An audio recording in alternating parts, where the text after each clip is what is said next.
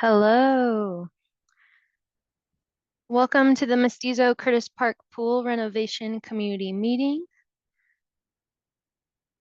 If you have joined us this evening, if you don't mind keeping yourself on mute and cameras off to help with bandwidth today, that would be helpful.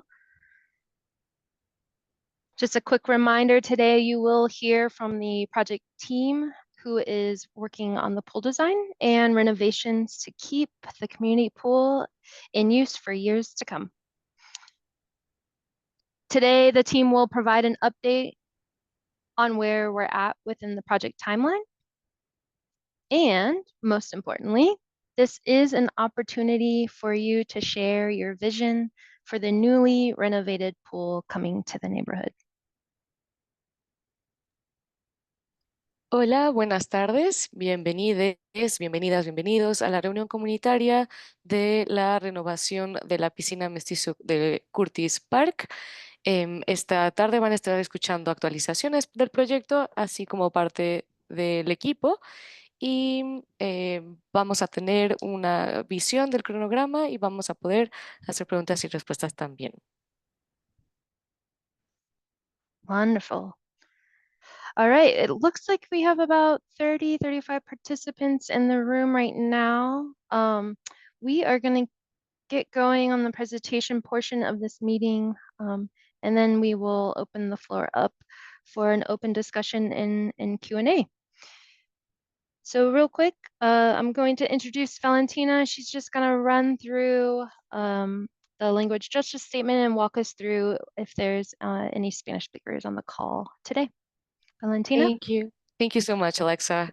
Hi, everyone. Buenas tardes a todos, a todas y a todos. Good afternoon, everyone. My name is Valentina, and I'm here on behalf of Community Language Cooperative, and I'm here to provide and guarantee your commitment to language justice. Language justice is a type of simultaneous interpretation that seeks to create spaces in which no one language is dominant, spaces in which everyone can participate in the language of their heart. So to achieve this objective, we will be using Zoom's interpretation feature, and what you will see in a couple of minutes is that a new little button that looks like a globe will appear on the bottom bar of your screen. On that same bar where you currently have the buttons for the microphone, for the video, for the chat, etc. It'll be towards your right hand. Once you see this new little button come up, go ahead and click on it and select either English or Spanish as both the language that you will be listening into and speaking into. If you are joining the meeting on a phone or on a tablet, you will find the same options for interpretation by clicking on the button with the three little dots on the lower right-hand corner of your screen. This button reads More. Hola nuevamente, mi nombre es Valentina y estoy aquí por parte de Community Language Cooperative para ofrecerles y garantizar su compromiso con la justicia del lenguaje. La justicia del lenguaje es un tipo de interpretación simultánea que busca crear espacios en los que no domine ningún idioma, espacios en los que todos puedan participar con el idioma de su corazón. Para lograr este objetivo vamos a utilizar la función de interpretación de Zoom. Lo que verán en un par de minutitos es que aparecerá un nuevo botón que parece un globo terráqueo en la barra inferior de su pantalla. En esa misma barra donde ahorita tiene los botones para el micrófono, para el video, para el chat, etc. Va a estar hacia su mano derecha. Cuando vean este botoncito aparecer, hagan clic en él y seleccionen inglés o español como el idioma en el que desean escuchar y participar. Si usted está en esta sesión por medio de una tableta o de un teléfono, encontrará las mismas opciones para la interpretación haciendo clic en el botón que tiene 3 puntitos en la esquina inferior derecha de su pantalla. Ese botoncito dice More o Más. A quick reminder for those of you that do prefer to use English during this meeting, Spanish is 20 to 25% longer than English, so please be aware of your speed. If you have any questions or any issues whatsoever with this technology, please let the whole group know by means of the chat box so that we can work together to address them. Un breve recordatorio es que la interpretación es simultánea, entonces cuando participen mantenga un ritmo de conversación. Si tiene alguna pregunta o algún problema con esta tecnología, por favor comuníqueselo al grupo completo a través del chat para que lo podamos resolver en conjunto. Muchas gracias por tenerme por acá. Vamos a activar los canales de interpretación ahora. Thank you so much for having me here. We can go ahead and start the interpretation channels now. Wonderful. Thank you so much, Valentina.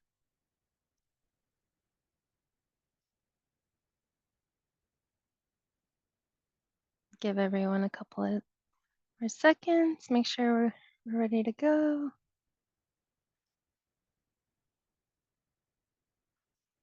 All right. So today you will see here we have our discussion topics and our agenda. Basically, we're going to run through the welcome and introductions with the project team here on this call today, and then we'll quickly run through the overview and background what the project elements include for the pool, and then we will have an input activity that we will do some live polling and surveying here on this call. And then next steps, just a quick recap of what you can expect to hear and see from us as we close out 2024 and go into 2025. And then last but not least, we will open the discussion up for a Q&A with the project team.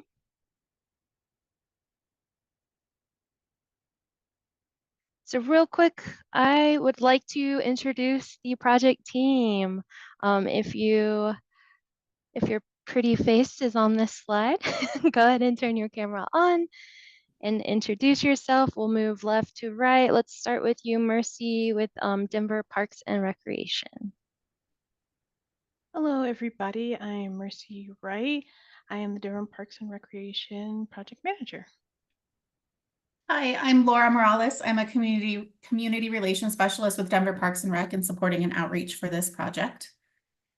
Hi, I am Terry Gold. I'm a project manager with the City of Denver, Department of Transportation and Infrastructure. Good evening. My name is Benny McMullen. I'm the project manager on the design team side with HDR. Hi, my name is Dan Belcourt. I'm the project architect with HDR on the design team. And last but not least, I am Alexa Moreta. I will be your facilitator and moderator for this evening. I am the public engagement lead. All right. So real quick, I do want to go over some meeting. Oh, Alexa, you got muted. I'm not sure how. Oh, hello. Okay. Thank you. Thank you, Laura. Okay, so reading left to right, I'm just going to go over real high level with you what our meeting guidelines are. So for Spanish, as Valentina mentioned, select the world globe interpretation button at the bottom of your screen. Make sure you are muted until called upon by myself. And if you don't mind, go ahead and please drop your name into the chat window. I know most of us have updated our name on our login tag, but in case you have not, go ahead and update that. And or if you have issues with that, just drop your name into the chat window. We ask that you hold your comment and or questions until we get to the open discussion and Q&A section. We can always circle back to a visual slide or topic when we open the floor for discussion. So keep that in mind. And then during the presentation, if something comes up and you're like, I have this dying urge to ask this question, by all means, drop your comment or question into the chat window. We will have facilitators on the back end watching for those. We may even be able to respond to them live during the presentation. And or if you'd like to note that if we receive similar questions in the chat window, we will provide a comprehensive response that addresses them all together. During the Q&A and open discussion section, raise your hand if you have a comment or question, and we will call upon you. This meeting is being recorded, and that is it that we've got for our meeting guidelines. I hope that helps everyone here for the next, let's say 30 minutes. So I'm going to open the floor up to you real quick before we dive into the presentation. We have a live poll exercise, and the question we want to ask you today, have you already taken the online survey? Yes or no? The second question is approximately how far do you live from the pool? This is in miles. So we've got less than half a mile, anywhere between a half mile to a mile, 1 mile to a mile and a half, 1.5 miles to 2 miles. Last but not least, more than 2 miles. Awesome. And it looks like about half the people have participated.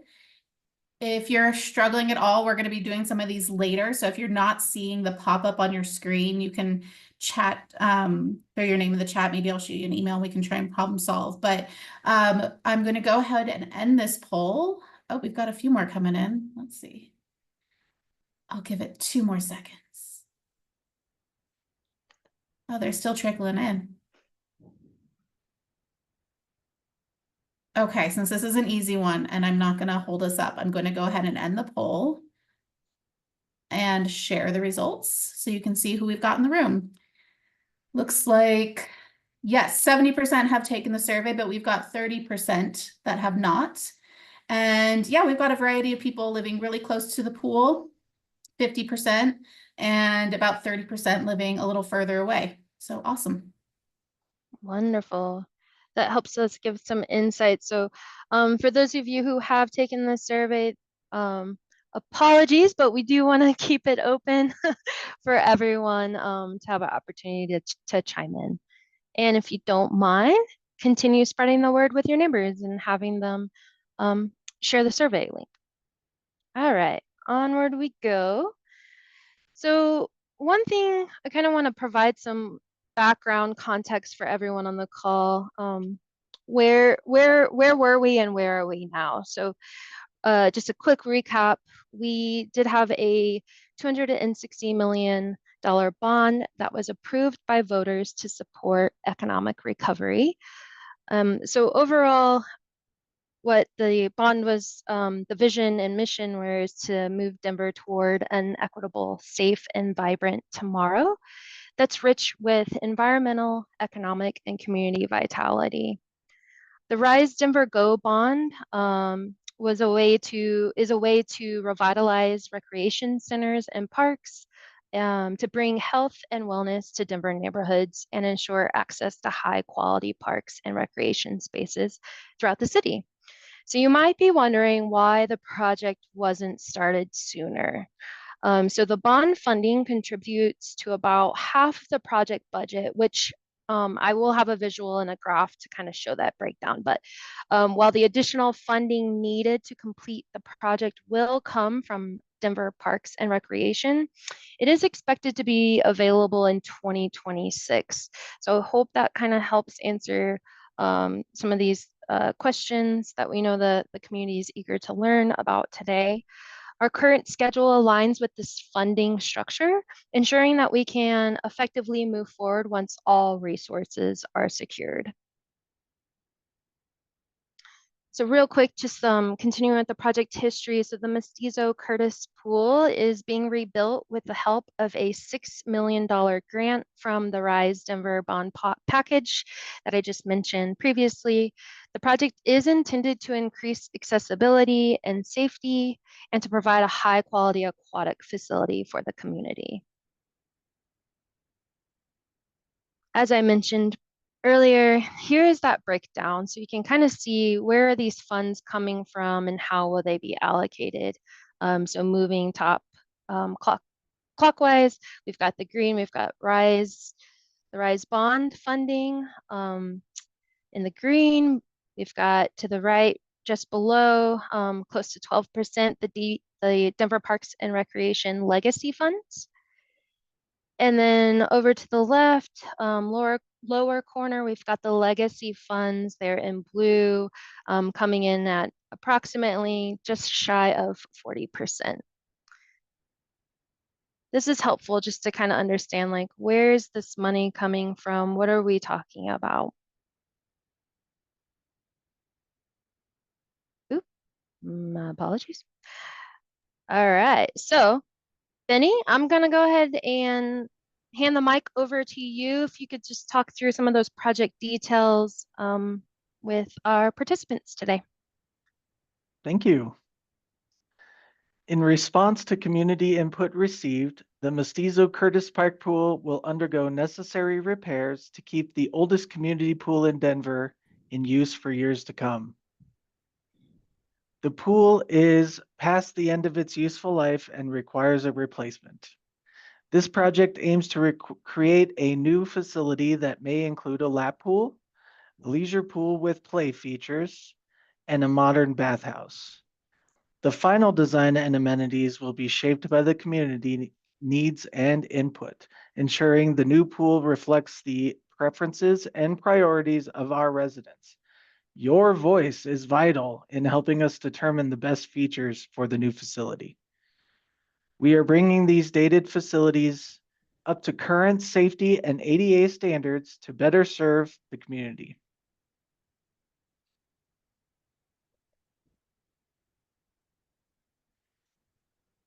We have been monitoring the survey responses, and some have expressed a concern about the project timeline.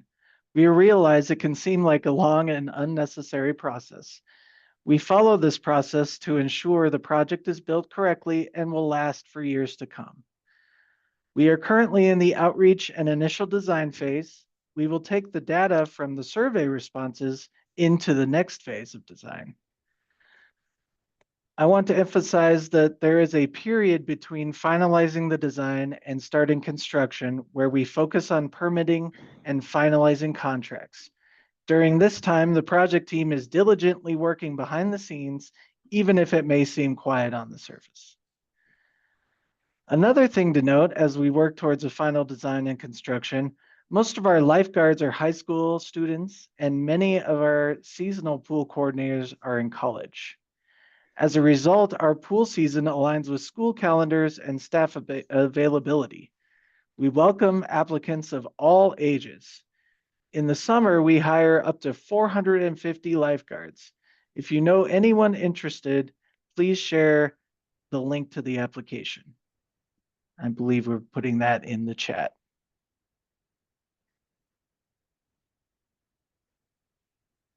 The pool is located within the Mestizo-Curtis Park, just northeast of downtown Denver. As you can see, the park is built upon an old row of homes, and the old alleyway goes right through the pool. That alley still contains an old sewer line, which will need to be removed.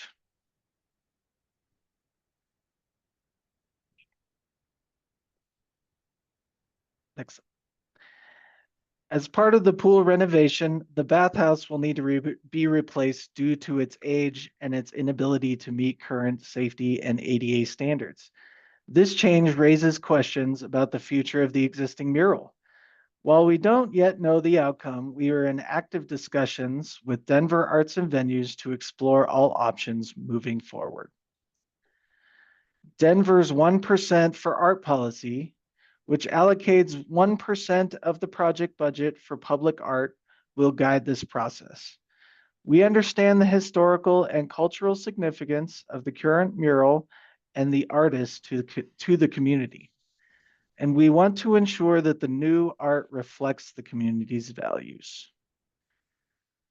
While Denver Arts and Venues has their own selection process for public art, we are committed to collaborating with them to explore how we can incorporate community input into the new facility.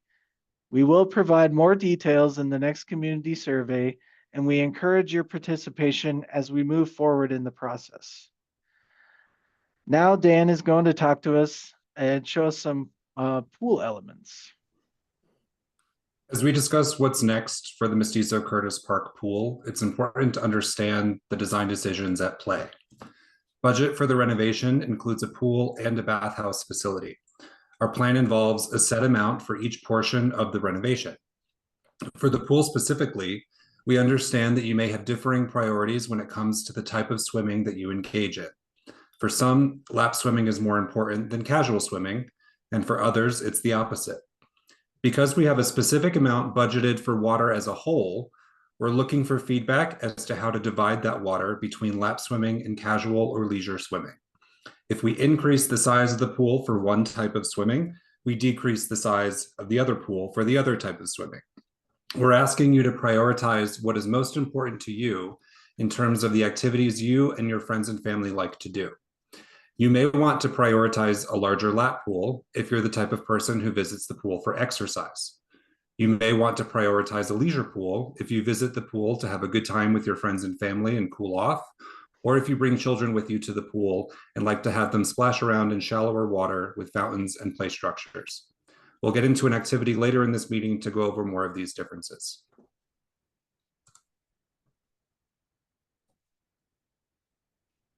And here are some visual examples of the elements of focus based on feedback from the Registered Neighborhood Organization meeting.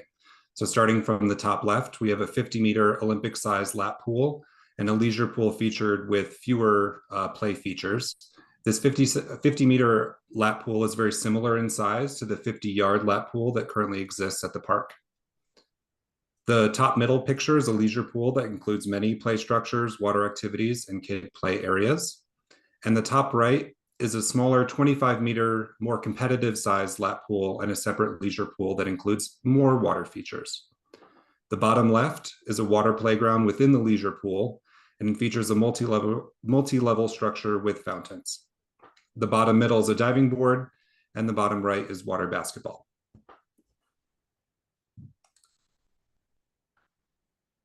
Thank you, Dan. All right, that concludes the presentation. We are going to go into the input activity. So we do ask that you participate, and if not, that's okay. We will, after we close the input activity, we will get to the open discussion and Q&A. So, as you see here in the poll, how often have you visited Mestizo-Curtis Park Pool in the past summers? If you keep scrolling, you'll see other questions as well.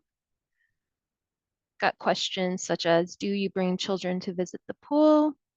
And when visiting the pool, how long do you usually stay? Again, there's 3 questions here, so make sure and scroll and provide your input there.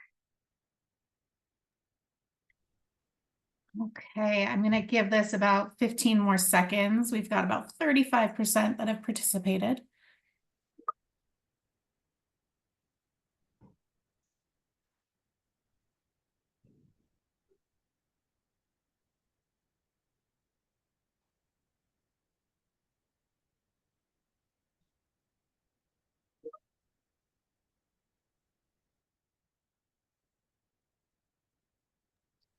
Okay, it is slowing down. Get your answer in if you are waiting. I'm going to end the survey in 2 seconds.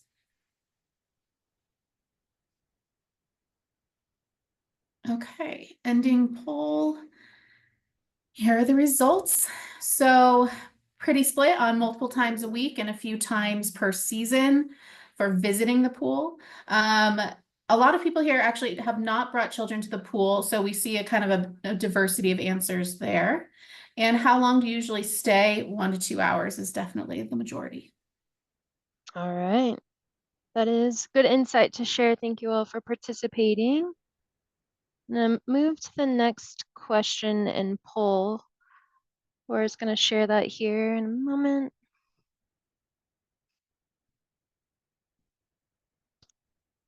All right, so in this one, again, you're going to scroll and answer the questions, but just keep in mind, for this one, we will rate how much you enjoy the following activity. So relaxing by the pool, no swimming. 1 is going to be least favorite. 5 will be most favorite. The same will follow for aqua fitness, swimming lessons, open swim, and lap swim. How much do you enjoy the following activity? 1 being least favorite and 5 being most favorite.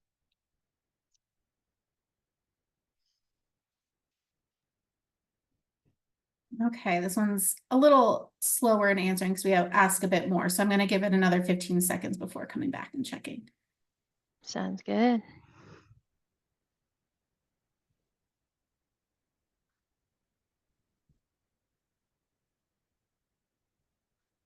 And if you are not seeing the poll pop up on your screen, check to make sure it's not hidden behind your browser window. If you're on your phone, it should also pop up automatically on top of the screen. But Keith, I'm going to, since I'm going to put the survey, a lot of these are repeats from the survey, and we're just kind of taking a poll of what the people in the meeting actually feel as well. So I can put those links in as well. In 1 second. Wonderful. Okay. Thank you, Laura. Yeah, and it looks like it's slowing down. So 2 more seconds. Okay, ending poll. Here we go. Okay, yeah, we've got a lot of diversity in answers here. So I'm like, Alexa, I don't know how to interpret these in 2-second words or in 2 seconds, but you guys, everyone should be able to scroll through. Open swim and lap swim have the most obvious ratings. Yes. And this overall seems to echo what we're hearing in the community survey that's out there through the end of this week. Actually, it closes on Sunday. So definitely spread the word and get your neighbors to participate through the community survey online.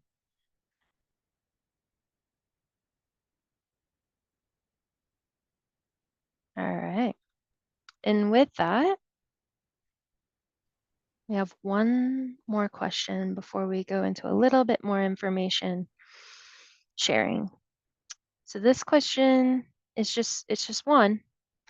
Would you like to participate in scheduled group activities and or exercise classes at the pool? Going from yes, multiple times per week, very excited about it. Yes, at least a few times per month, maybe once per month, maybe once per summer, or never. Again, that question is, would you like to participate in scheduled group activities and or exercises at the pool?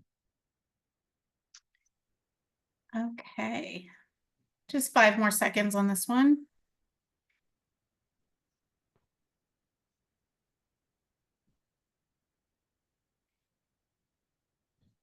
Okay. I'm going to end the poll. All right. Thank you, Laura. Yes. Yep. Few times per month or once per month are the top responses here. Great. Okay.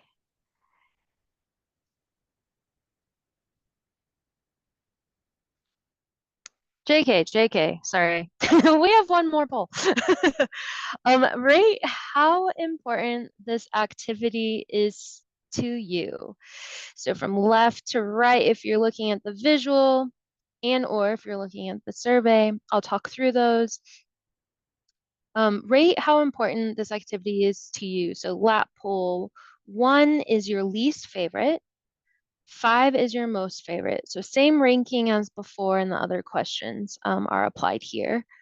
We've also got water playground within leisure pool with a multi-level structure with fountains as an option. We also have a diving board, water basketball, or a leisure pool for casual swimming. 1 being least favorite, 5 being your most favorite. How important is this activity to you?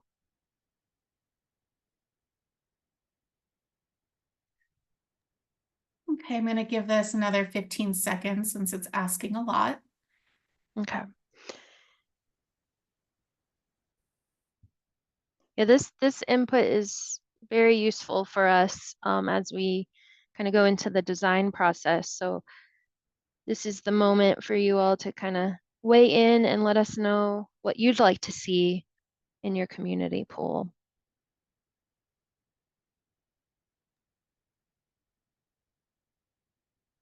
Okay, it is slowing down. Get your last votes in.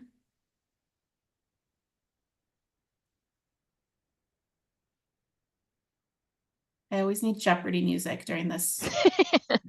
It's in my head. Do, do, do, do, do, do, do. Okay, I'm going to end the poll.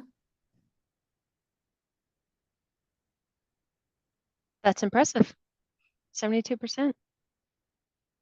All right, yeah, lap pool, pretty strong opinions, divided on some others. Water basketball, or yeah, water basketballs, strong opinions, and yeah, divided. So very interesting.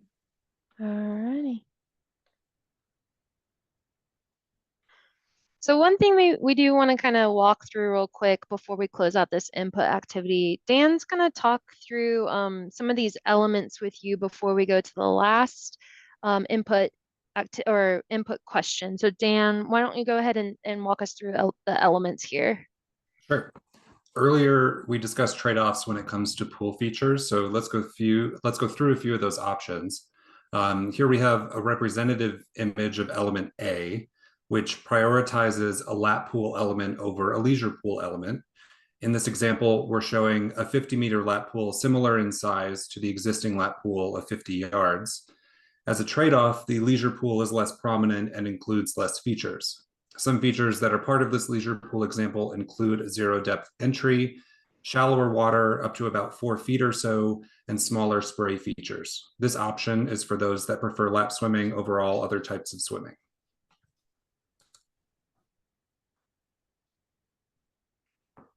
Here we have a representative image of element B, which prioritizes a leisure pool element over a lap pool element. In this example, a fuller featured leisure pool is the focus, complete with zero depth entry, more or bigger spray fountains, variable water depth up to about 5 feet, water play structures and playground, and a potential breakout water space. So think a whirlpool, small lazy river, etc. As a trade-off, the lap pool is less prominent and has a shorter length and potentially less lanes. There would be less of a focus on standard length of the lap pool, and this option is for those that prefer casual leisure swimming over all other types of swimming.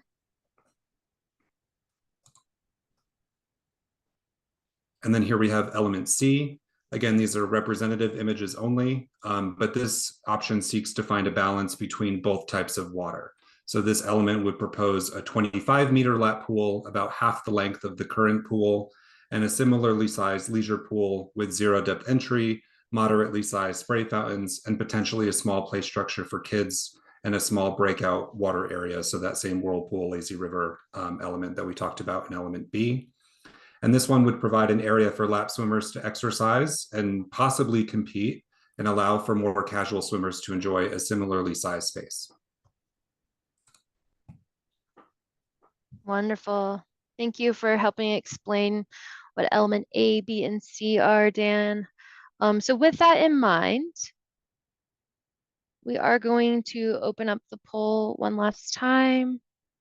We are interested to hear to see how you would rate the following 3 pool elements to indicate how desirable you find each. The way you kind of do this is match the item with your rating. So 1 being your top choice. Would it be element A, which is the 50-meter Olympic-sized lap pool and leisure pool with fewer features? Or is your top choice element B, a leisure pool that includes play structures, water activities, and kid play areas? Or is your top choice going to be element C? This one is the 25-meter competitive lap pool and a separate leisure pool with more features. Again, these images that you see behind the survey are representative images only. Okay, we need a few more responses, but they're coming in fast. So I'll give it 5 more seconds. Okay. So real quick, let me just do a reminder. So element A is going to be that 50-meter Olympic-sized pool. Element B is the leisure pool that includes play structures. And element C is the 25-meter competitive lap pool with a separate leisure pool. Okay, I'm going to end the poll and show the results. And so this one, you would read it by looking at the color coding. It's not the easiest analysis on here, but it looks like element A had the majority of top choices, followed by element C and then element B. But that'll be interesting to look at after this and compare it to the survey online. Absolutely. All right. Thank you everyone who participated in the input activity. I'll go ahead and give you an update on some upcoming engagement opportunities. So September 2024, that's where we are today. If you can kind of help spread the word by we have a good turnout that it sounds like majority of you have taken the community survey, but it would help if you can help kind of be a project ambassador and share the survey link with your neighbors in the best way, whether that's a QR code, project website, community newsletter, Facebook page, um, so on and so on. It is open through Sunday. So that's this coming Sunday, September 29th, 2024. But don't worry, we have another one.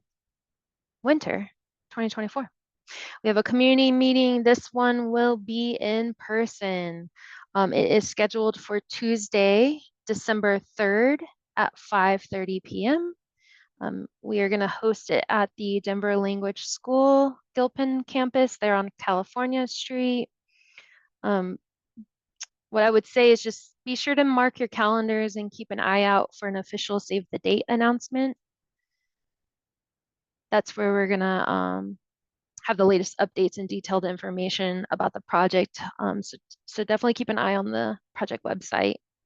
But for now, if you have a pen and paper or a little note, sticky note onto the side or your phone, your computer, whatever it may be, your tablet, we will have that Tuesday, December 3rd at 5:30 p.m. This will be in person. And I put it in the chat. Wonderful. Thank you, It Laura. might have disappeared by now. I would say for those of you who have children and or have friends and family and neighbors with children, if you know it is a very family-centric community pool, so I would say like if at all possible to get the youth voice and engagement here, no matter how young they are, by all means, please bring them to the in-person community meeting. We do want to make sure that we're capturing all ages and abilities for the community pool. All right. So next steps, it's just basically a recap of the project schedule we shared earlier, but this is just going to focus on the immediate future. Benny, if you could kind of talk through that real quick. Yeah, thank you. So currently, as I said before, we are in the concept development phase. We will take the survey results and develop the design through the winter into next year. We will have an update on the project at the next community meeting, as Alexa told us is coming up, as well as an update mid-year next year, at which time we will start pre-construction processes. Wonderful. Thank you, Benny. All right. That concludes our presentation and input activity.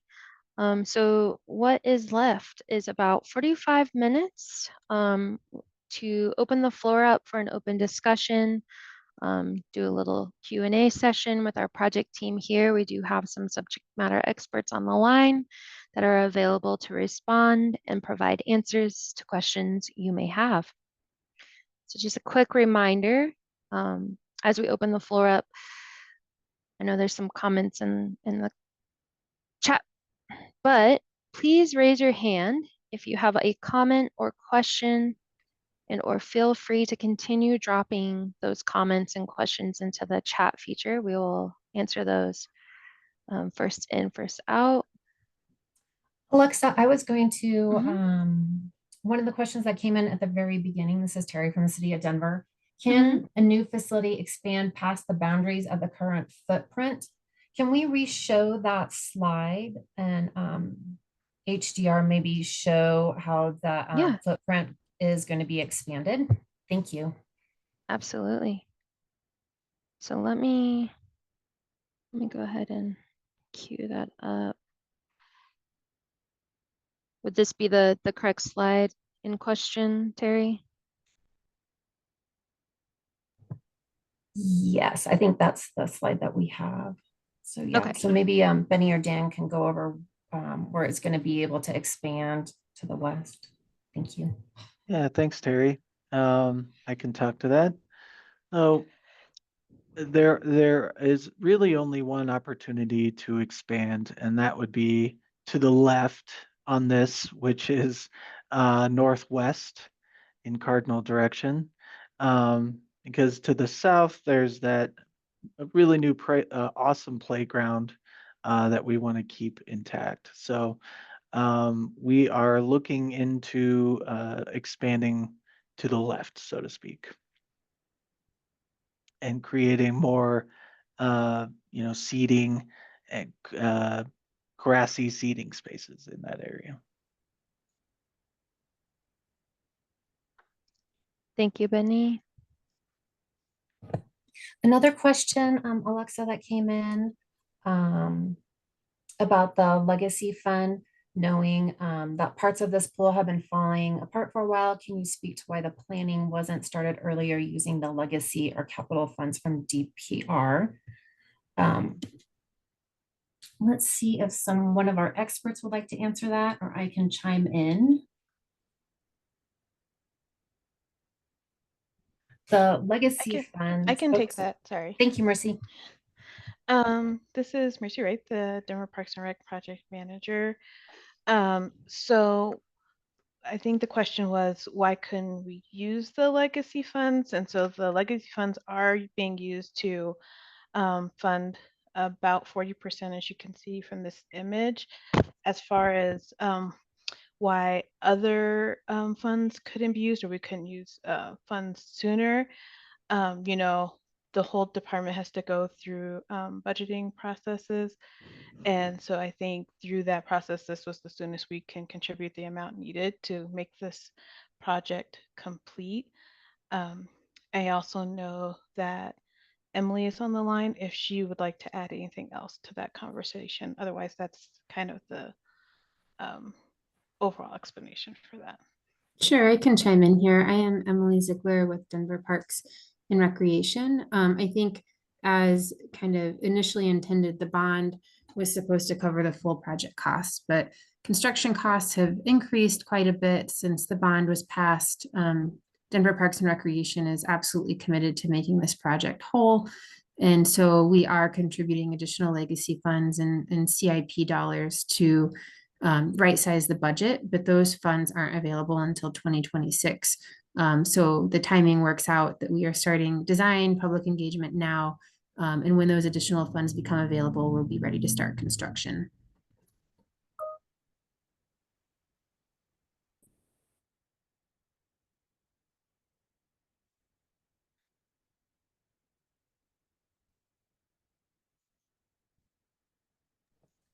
Right. It looks like we have Daniel Rayner that would like to had a question, a hands up. Yeah, thank you. Good Yeah. evening, everybody. My name is Daniel Rayner. I work for the city, but I also live in the neighborhood. I moved here about a year ago, so I was super excited about the pool. So it's a bummer that it'll be a little bit until it's open. But I kind of have two kind of bucket questions that are overarching. One about like the design itself and one about operation. So related to the design, um, I know Congress Park was recently, that pool there was recently redesigned and reconstructed. So I'm curious if the city has thought about ways that we could cut design, or, use less design budget or maybe less time planning if we were to borrow some of the elements from that pool design. And then secondly, I'm a super avid user of the pools in the summer. I think it's a great amenity that the city offers. Um, but the season is quite short, and within the season, the lap pool hours for most outdoor pools is incredibly limited. Like, for example, Congress Park has like a 1.5 hour period during the day where lap swimming is an option, and then the rest of the time it's open swim. So I'm curious if there's any thoughts to, making the lap pools more usable for what they're intended, which is actually lap swimming by having longer hours. Um, and to the point of the seasons, I believe there's something like 15 or 16 indoor pools and outdoor pools. So I wonder if the city's ever explored the option of maybe shifting staff that work in the indoor pools year round to the outdoor pools to maybe expand the season a bit, because it's still 90 plus degrees every day after mid-August. So kind of a lot of different thoughts there, but I'm wondering if you could speak to any of those points. Thank you, Daniel. Leslie, would you like to speak to the season of the lap pool and longer hour question? Yeah, absolutely. Thanks, Terry. Hi, Daniel and everyone else. My name is Leslie Pickard. I'm a director of recreation for Denver Parks and Recreation. I oversee all of aquatics across the entire system. So you've got all the nuts and bolts correct. We do have 15 indoor pool locations, as well as 16 for a total of 31 pools across the entire system. When we spoke earlier, it's around 450 lifeguards that we actually have to have each summer in order to operate every single one of those locations. And so a significant number of those staff, including the seasonal coordinators, they are either college students or high school students. Your question about have we assessed, is there an opportunity to transfer those indoor staff to outdoor pools to allow for a longer season? It's been explored. We'll keep continuing to explore it every single year. One challenge that we constantly have is every year when the schools go back into season, we have a huge dip in our staffing availability, including for indoor pool sites. So that day coverage for during the school day is wildly difficult to actually get guards. And so when we sincerely say we hire everybody all ages, one of the primary targets that we try to advertise to get guards is the active older adult population. So the more people that we can employ that can have availability to actually work during those day shifts or even early morning, some of our indoor sites open up at 5:30 a.m. It's really hard to get high school students to come in and run those shifts prior to going to school at 7 or 7:30 or 8 o'clock. So the more diversified we can make our pool, it's really difficult though too, because I think a lot of folks, and rightfully so, see the lifeguard position as a young person position, as that sort of like in high school, it's your starting gate, it's your opportunity. And I love to think about it too, because it's a huge life skill. I mean, they learn so many valuable inputs. I mean, they're doing life-saving services for our community. They're learning all the skills of cash handling and sales and checking people in at the front desk. They're learning all of the community engagement pieces. So it is really a critical community service, like being able to have that many positions for young people.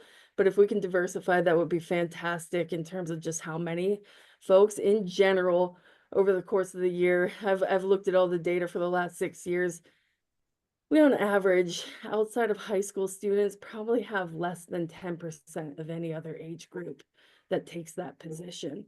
So we'll share the link for applications. If you can share that as far and as wide as you possibly see fit. We certainly have staff at every single recreation center talk to every single customer coming through the doors about the opportunity to take on a lifeguard position, to teach aqua fitness, to be a part of our swim team coaches, to take volunteer positions. So we're constantly hiring.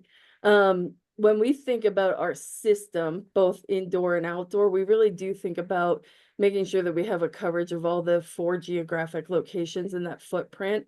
So ensuring that, there's a variety of options, a variety of different schedules. And so you talked about the possibility of expanding the lap pool hours. We take into consideration for all of our outdoor pools, making sure that we have enough community benefit. So the differential that you'll have between the lap swimmers. So if it's an hour and a half, we might be able to churn and burn, depending on the size of the pool and how many lanes we have, between 20 and 30 or 40 people at max during that lap swim. But when it's open swim, we can have, depending on the pool, again, upwards of 200, 250, or 60 people in the pool at a smaller location. And so it really becomes a question of what's the community benefit and making sure that we have our services available for all the various different user needs. So thinking about an outdoor pool season, we have swim team for young people. We have swim lessons to teach those critical, life-saving skills. And we also have, lap swim for folks that love to come and exercise. We do active aqua fitness programs, and then open swim is sort of the bread and butter, the maximum community benefit to make sure that like there's as many customers that get that opportunity to go into the water, cool off, enjoy the summer sun, and be outdoors. I hope I've actually answered all of your questions. If I missed something, please don't hesitate.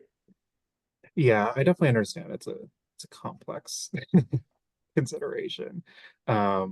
I think the feedback that I saw in a lot of this meeting was that a lot of folks would use lap pool more. Or maybe it's even just like, it's very challenging to like try to even find a time to go use it in the like hour and a half when it is a lap pool. So maybe we could diversify, like, on certain days of the week, it's at different times or something like that. Like, making it so that it's useful. I totally understand, like, you can shove a lot of people into just an open swim, and provide that to the maximum amount of people. But that does, inherently exclude the people that are trying to use it for exercise purposes. So as diversified as we can make it as possible, I think would be beneficial to the community. Oh, But I want that's to just my thank 2 cents. I want to Thank thank you, Leslie Daniel. for the answer. Leslie, if you do have anything else to add in, but we are getting a little short on time, and I want to make sure I get to Ashley. Just one extra thing. Daniel, thank you so much for the feedback, because I think that's constantly, we want to hear from customers and public about all of our schedules and what the opportunities are. So we'll definitely log your feedback and like continue to look at it. Yeah, I appreciate that. Thank you. Thank you, Daniel. Ashley, you had your hand raised, and they will take you off mute.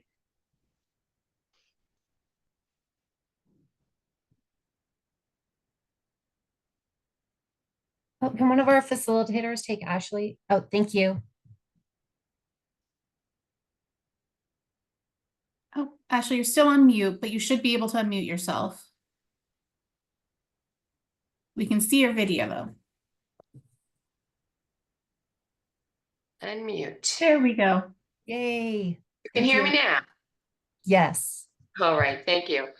I am a resident of the North End Residential Curtis Park, which starts at about 26th Street and goes north. Anything south of that is the commercial residential Curtis Park, many of whom people here from Curtis Park live in that commercial south end. I my first question was, which I think is possibly not really been answered, is number one, is it intended to remain in the same footprint? And two, why have you not considered parking impact?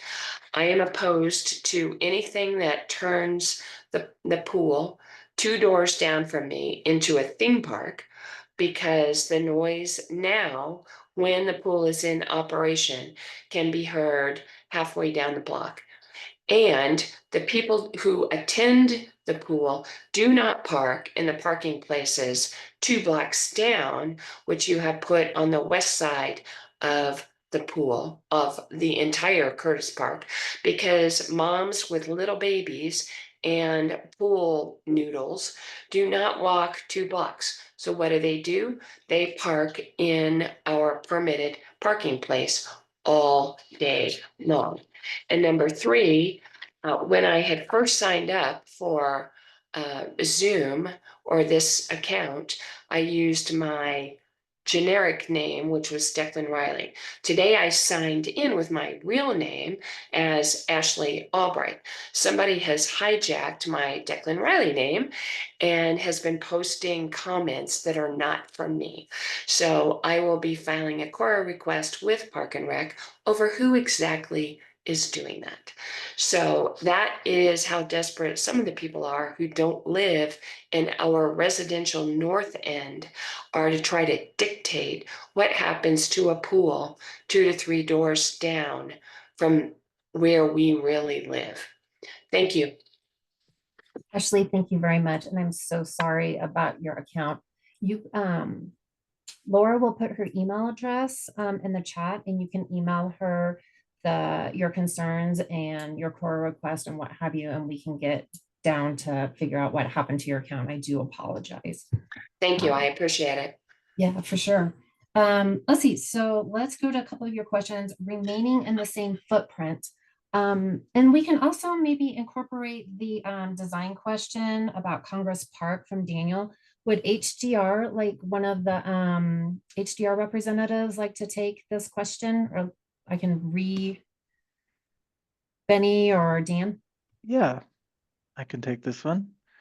And then also the question about Congress Park, why from Daniel, why we couldn't take an exact footprint and move it to here because of the historical reasons of Curtis, etc. Thank you. So we are looking into using the same footprint. It does depend on survey results, of course, and what the community would like.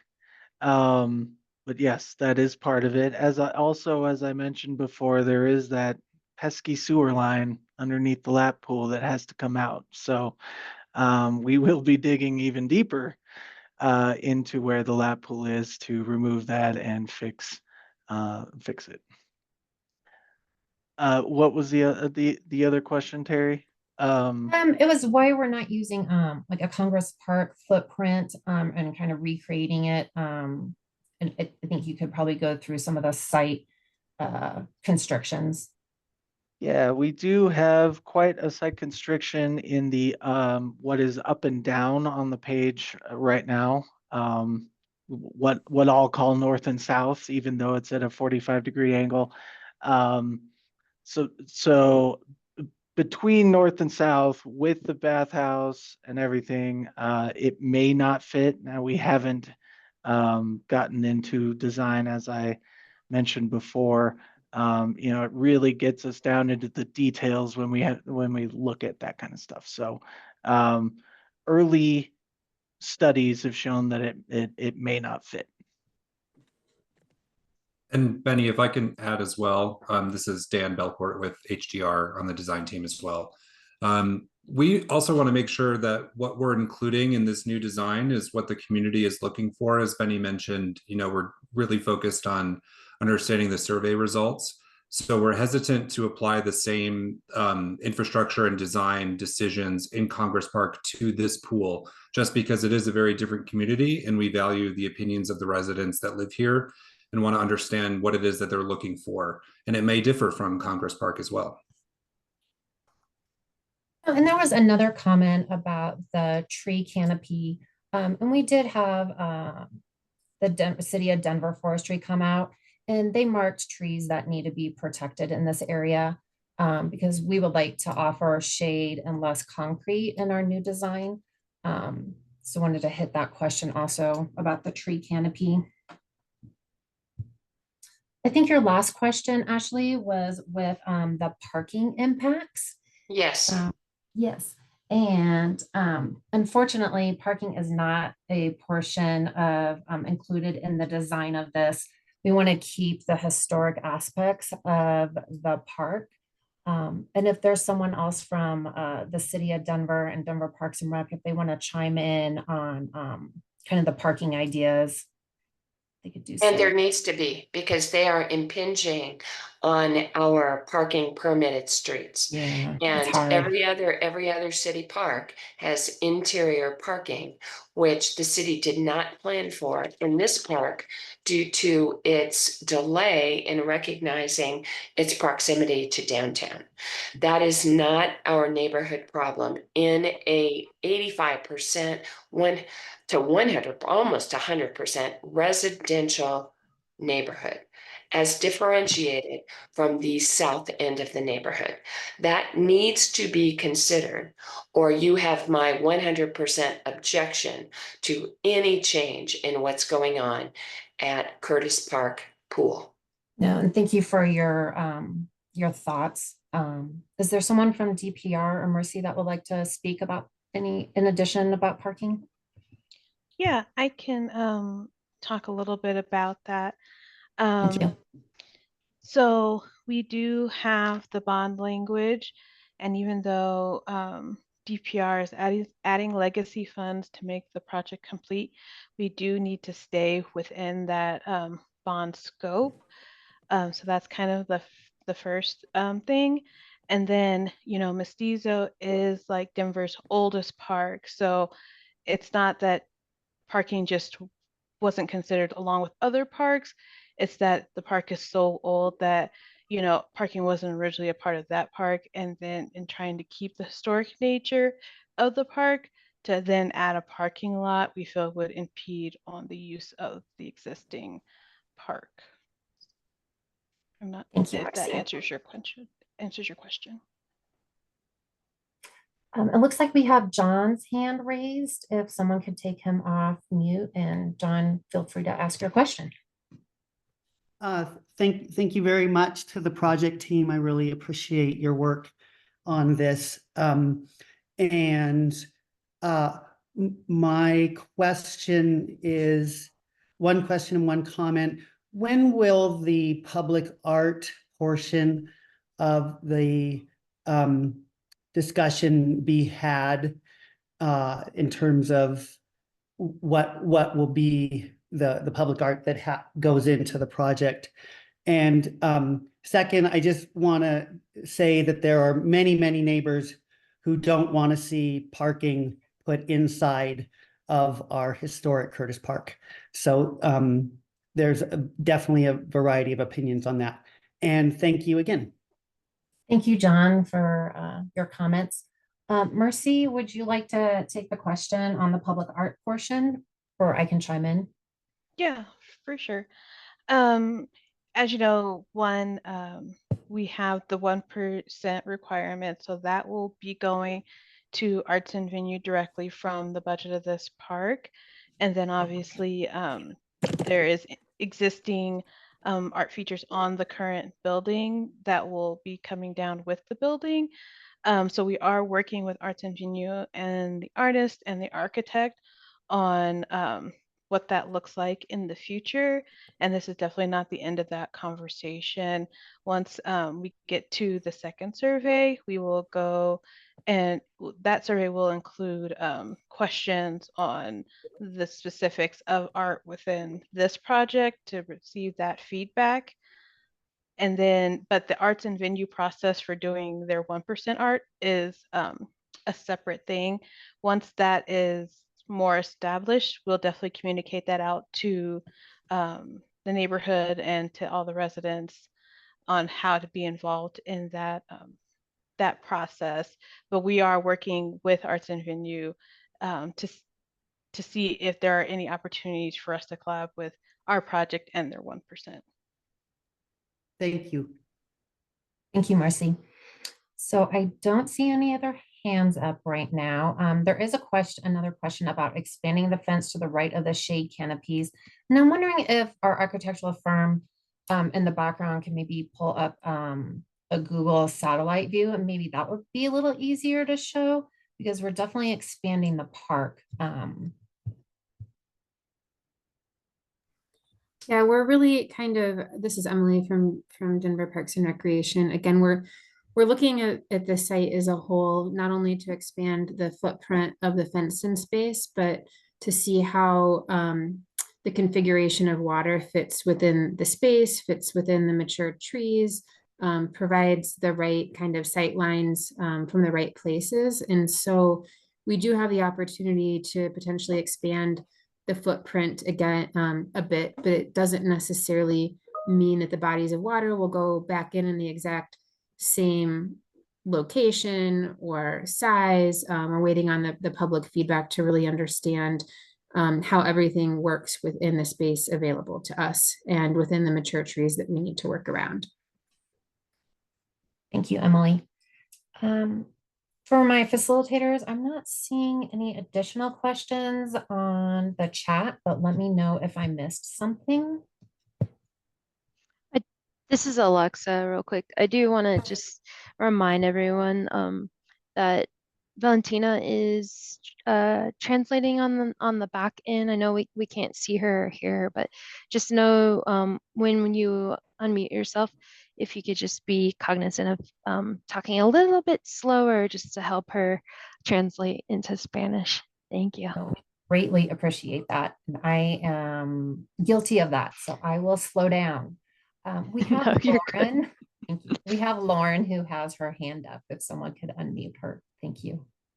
Hey, I was wondering, the entry experience to Curtis Park Pool is not very desirable going through the questionable condition bathroom. And I'm wondering if the new design could be more similar to Congress, where you can walk in without going through the bathroom. Would a member of HDR like to take that question? Yeah, I can speak to that. This is Dan with HDR. We are looking at Congress Park as kind of an example, as one of the most recent parks that DPR has done. So we're aware of the entry sequence there, and we don't necessarily disagree. I think at this point we're a little bit early in the design process to understand, or I guess promise, where exactly that experience would happen and what that experience would look like. But we are noting the feedback that we're receiving here on our side, so we can keep that in mind as we go through design.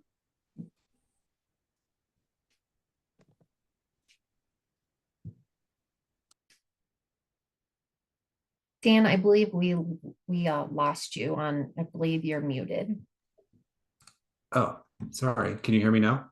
Yes, thank you. Okay. I don't know the last part that you heard, or if you heard any of it. No, I heard most of it. Okay. I guess we would take that feedback, behind the scenes here. So as we go through the design process, which we're in the very early stages of, we can certainly take that into consideration. And I tend to agree on a personal level, entering into a bathroom is not necessarily the first experience that you'd want to have entering the pool. So we'll take that feedback with us as we go through design. Thank you.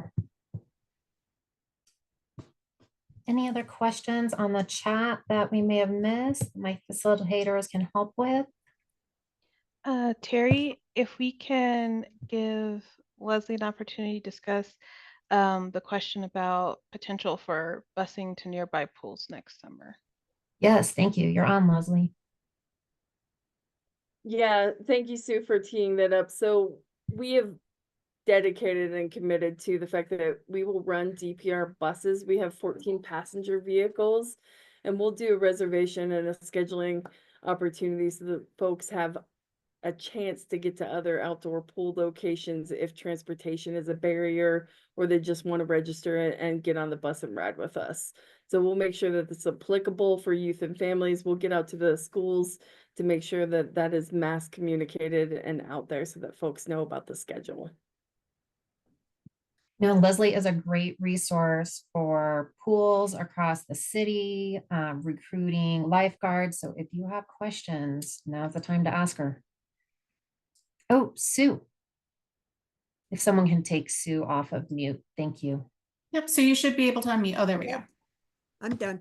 Okay, so what about that idea of training lifeguards, like with senior citizens or adults, to facilitate a lap swim in the evening when people get off work?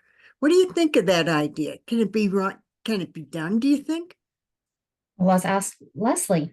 Leslie, can you come back online for us? I can. Sue, I think if we get a big cohort of additional lifeguards beyond our typical standard, then we can consider additional lap swim hours. I definitely would take that into context. One of the big things that is very important to us at DPR is that we do everything with equity and that we're thoughtful so that, it's just not one location that gets the opportunity. So if lap swim or extended pool season or hours is a need. We want to be able to deliver those services across the city in the different quadrants so that anybody, any neighborhood, any resident, any citizen has a chance to get to those locations. But it's definitely something we'll take into consideration. So every year, you know, we have to think about the budget and the dollars for each hour of lifeguard, the volume of people that come into the pools and the buildings areas, but certainly each year we'll definitely look at the budget, look at how many guards we have that have taken on the position, pass the lifeguard certification, and what are our opportunities for scheduling. So that is 100% a commitment I will make. Leslie, there might even be a volunteer opportunity for us. So it Yeah. wouldn't affect the budget. Yeah, Sue, I think that's definitely something we can explore. We can explore a volunteer lifeguard position. It's definitely something that I have to take to our risk management team and safety team.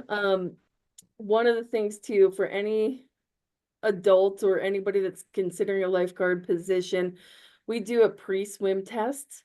And so folks coming out to being able to there's a couple of different skills. One of them is being able to consecutively swim 400 meters in one time. It's retrieving a brick from the bottom of a pool that is 9 feet or lower, and then some other skills that allow for that physical activity, including pushing yourself off the deck to get back out of the pool and up onto the pool deck surface next to the pool. So happy to run folks through any of those, you know, pre-tests too, because I think if people are interested in lifeguards, that's what we want to first get them into, because that will tell us if they're ready to sign up for that lifeguard certification class.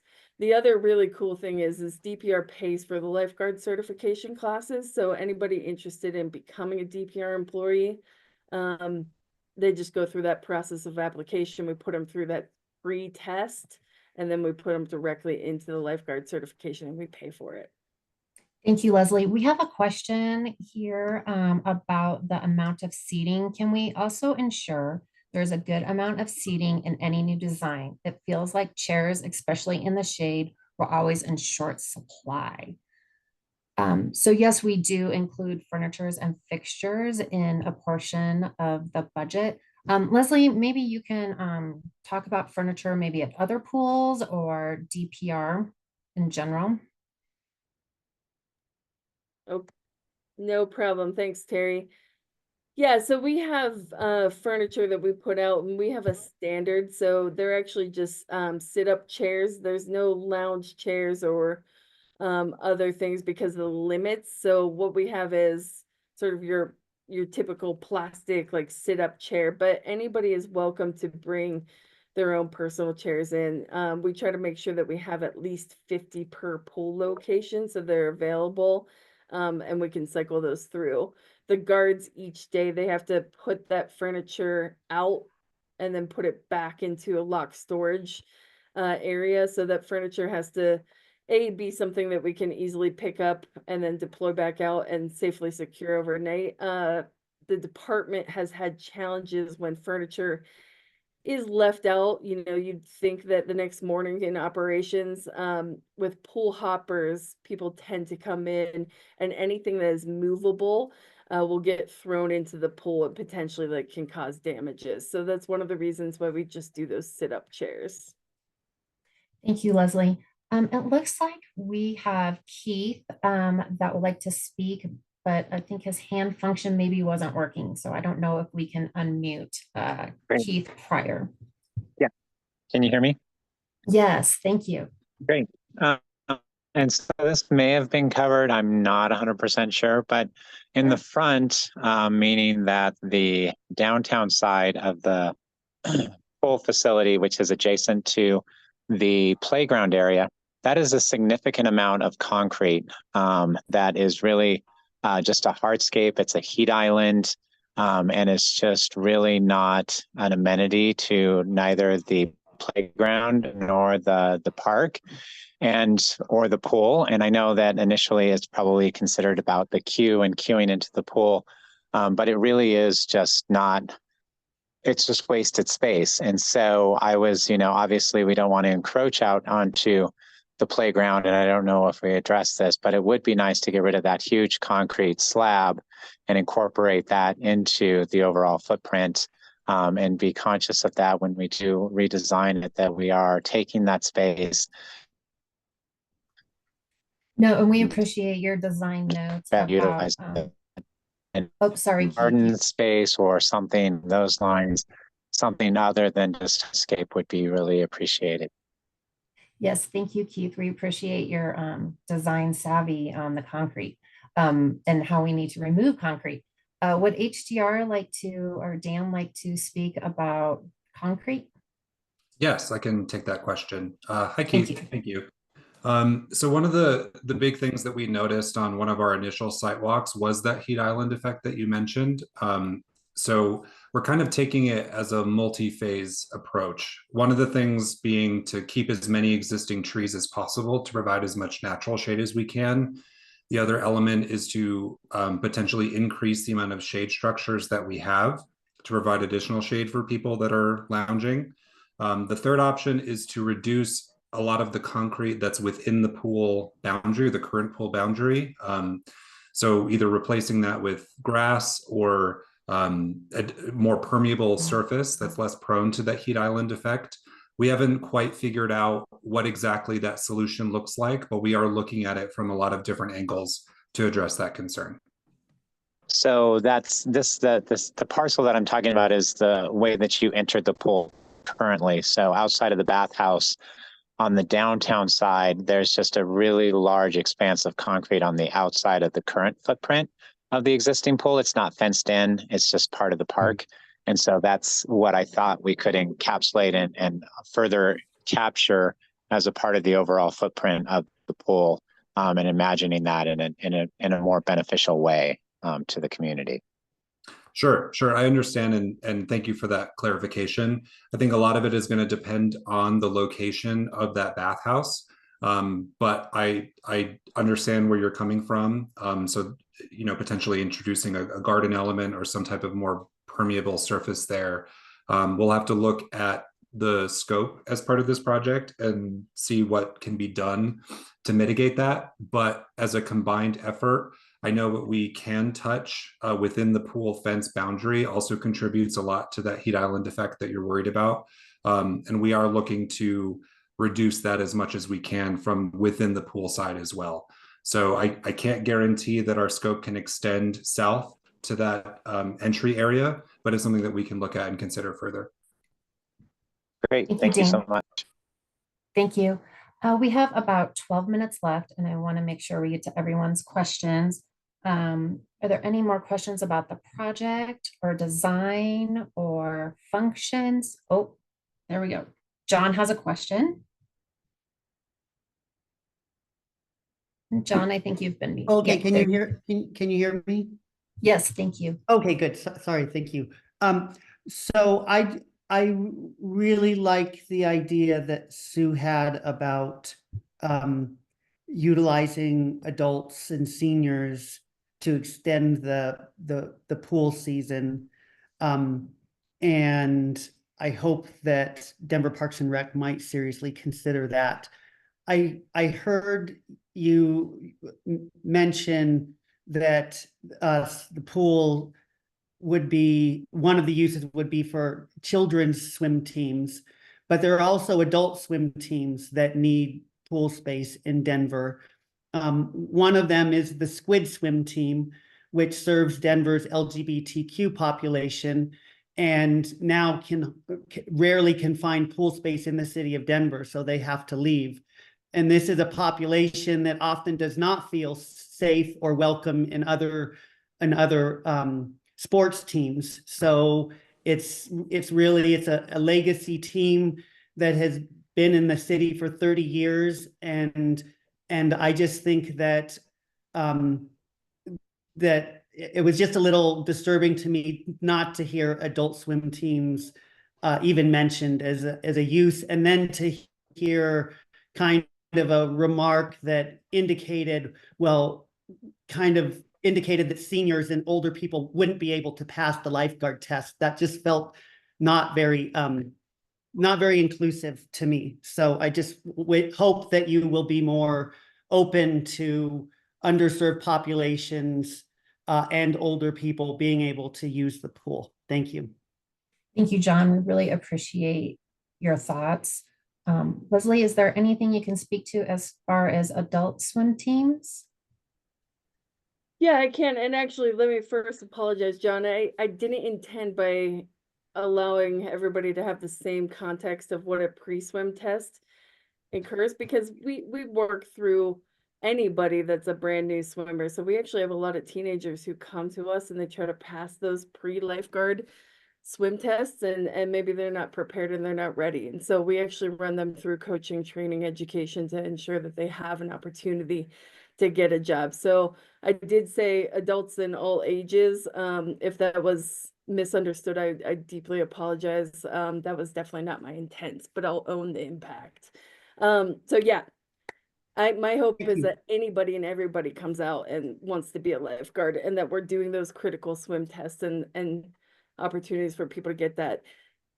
As far as the reason I didn't mention adult swim teams is because DPR currently does not run adult swim team. It's not a program that we actually staff and run coaches with, but I'm very aware of the Denver Squids and some of the relationship for rental process that we have done in the past in previous years. So John, if you would love to reach out and have a deeper conversation about opportunities for how we go about our rentals of our swimming pools to outside entities that are facilitating programs, I'm very happy to welcome that conversation.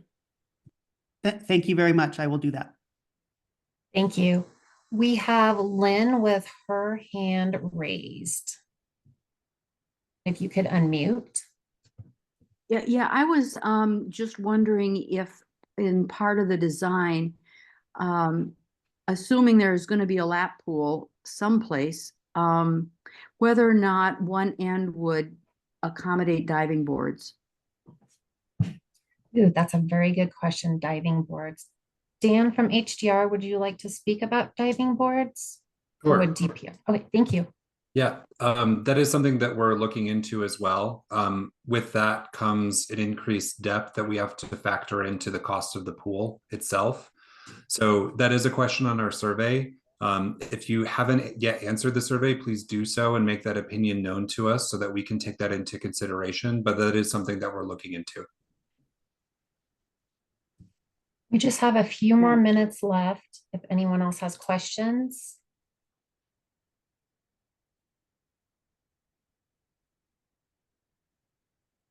The awkward silence. I could sing to you all, but I'm just kidding.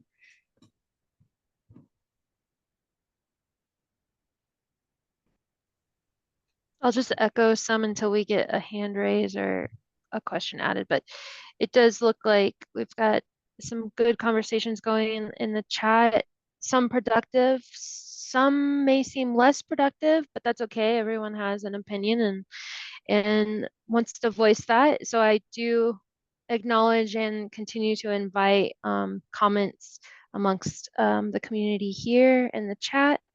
We will save the chat too and use these as comments that we include in our design plan as well. So know that your comments in the chat will be used and we will make sure that we are inclusive of the conversations happening, even the ones that have not been discussed verbally. So keep that in mind. So some comments around parking, some comments around children and families, some comments around adult activities, comments about demographics changing over the years, some scheduling and programming comments. Thank you for those as well. And if no other questions have come in, right, Terry? I would just ask if we can put the next step slide back up and remind people, I'll turn my camera on though, my cat is right here now, to share that survey. If somebody hasn't heard about this yet, it is we need you. And word of mouth has been working really well. We've had over 340 responses to the survey, which is going to give us such good data. We know that there will be gaps, and we're hoping to get, to more and more people in the next week. And then our second public meeting, we gave the save the date for, which remind me, Alexa, that is December 3rd? No. December 3rd, yep. December 3rd. So we will be in person then. But yes, I also put my email multiple times throughout the chat. If you have any thoughts or anything you want to share with us later after this meeting, please do so. Wonderful. Any last minute comments from the project team as we Oh, close I will out? be having the recording on the website. So we will have the English and Spanish recording on the website, and we will share back out soon. But if you want to share that out with anyone interested in the survey or what happened tonight, we will have that up in the next few days. Wonderful, thank you. And I just would like to thank everybody for coming from the project team. We appreciate all your feedback. All right. Okay, we'll call it. Thank you all for joining us on a Tuesday night. Appreciate you. Thank you. Thanks so much.